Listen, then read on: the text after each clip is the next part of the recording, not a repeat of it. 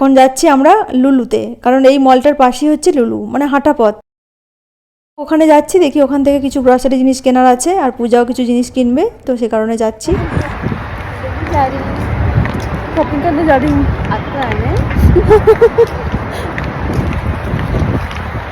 এই দেখো এসে গেছি, এখানেও সোনার দোকান ছিল, আর লোভ সামলাতে পারিনি, ঢুকে বললাম।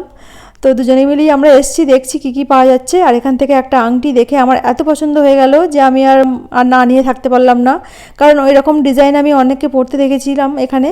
তো আমার খুবই ইচ্ছা ছিল যে এই ডিজাইনের একটা আমি পরবো, আমি একটা নেব, তো খুব ইচ্ছা ছিল। আর এখানে যে হঠাৎ করে দেখতে পাবো সেটা আমি আশা করিনি, তো দেখে আমার খুব ভালো লাগলো, তাই নিলাম। আর এই দেখো শোয়াপোকা আংটি, এই আংটিটা পরে দেখে মনে হচ্ছিলো আমার আঙুলটা কে যেন বেঁধে রেখেছে। এইসব আংটি আমার দ্বারা পরা হবে না, তাই আমি প্রথমে যে আংটিটা দেখে পছন্দ করেছিলাম ওইটাই নিলাম। এই দেখো পূজা এখানে ভিডিও করে দিচ্ছে আমার। পূজা এখন ভিডিওতে বলছে